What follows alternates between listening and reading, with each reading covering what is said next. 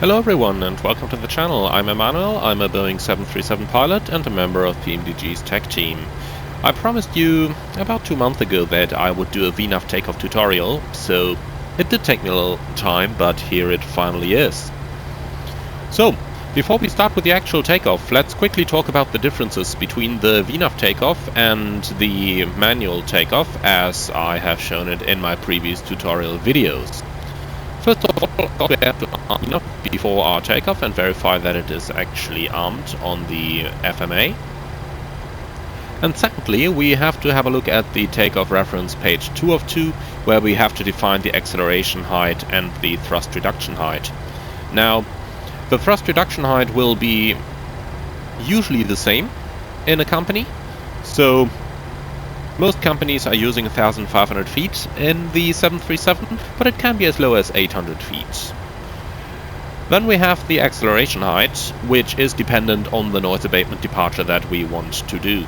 The default value PMDG inserts here is 1,500 feet, and it can be changed in the options, so in the airline options. And however, the 1,500 feet is usually not applicable. Let me explain that. So, being a German, I have, of course, learned my ATPL in Germany. And over here, the noise abatement departure procedure number 2 actually demands an acceleration at 1,500 feet. But, by EASA standard, it's done at 1,000 feet. And on a noise abatement departure procedure number 1, it would be 3,000 feet. So, I can very much recommend you a look at the airfield briefings from Black Box 711. The link is going to be in the video description below. And over there he tells you which noise abatement departure procedure you have to fly for every takeoff. In our case, we'll use 1,500 since we are currently in Munich on runway 26 right, so 1,500 is the standard. But of course you could be using 1,000 or 3,000 feet as well. For ours, it's going to be 1,500. Now let's quickly talk about what is different in the VNAV takeoff in terms of actually flying it. VNAV is going to engage at an altitude of 400 feet, and it will continue to command the speed that we had at that point between VREF plus 15 and VREF plus 25. When we reach the acceleration altitude, it is automatically going to increase your speed bar, higher airspeed, as limited by the flap placard speed or by further routings or further constraints along your route. So in our case over here, we have a speed restriction of 220 knots for the initial turn, and that's what it's going to set the speed bar to. Now, the way a noise abatement departure procedure is usually flown by ICAO standard is that in the NADP2, where you accelerate at 1,000 feet, you are going to accelerate to the flap up speed and maintain the flap up speed until 3,000 feet, and then you're going to accelerate further to the climb speed of usually 250 knots until 10,000. Now, VNAV can't do that. VNAV is immediately going to accelerate to 250 knots, rather than maintaining the upspeed until 3,000 feet. So that's something that we have to be aware of.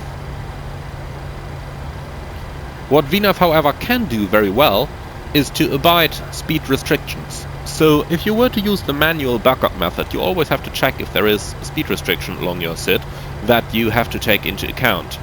And then you have to bug manually to that speed. VNAV is automatically going to do that for you.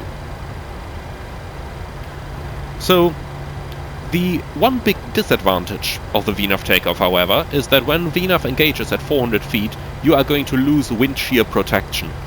So, in toga mode, the flight director is going to give you commands how to steer in case you encounter wind shear. That is not going to happen in VNAV mode. So, have that in your background. So, basically, all things done. Let's go ahead and I'm going to show you what the VNAV takeoff will actually look like. Timing. Stabilized. Set takeoff thrust.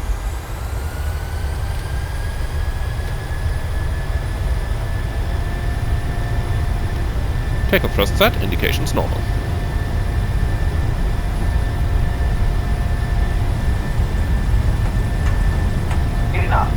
Checked.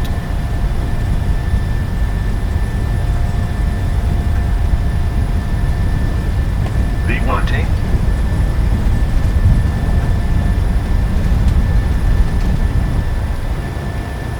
Positive rate of climb. Gear up. Now let's have a closer look at the primary flight display here to see how the FMA is going to behave. Passing 400, VNAV comes on in VNAV speed mode, and it gives us V2 plus 20. Now we are reaching our acceleration altitude at 1,500 feet.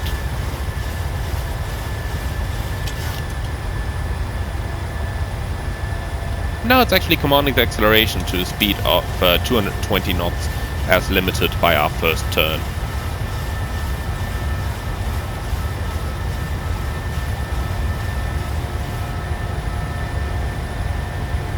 Flaps up.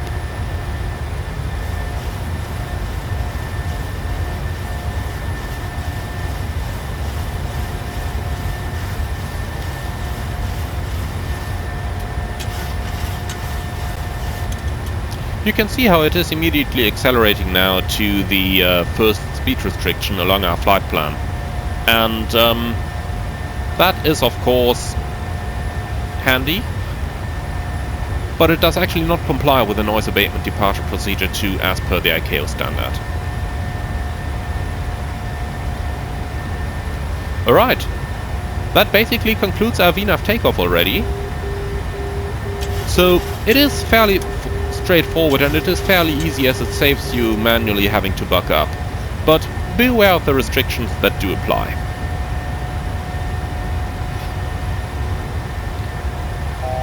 Finally, thank you very much for watching. I hope that you have enjoyed this one. If you really liked it, consider a small donation through the Buy Me a Coffee link below. Let me know what you think. Are you using the manual takeoff methods?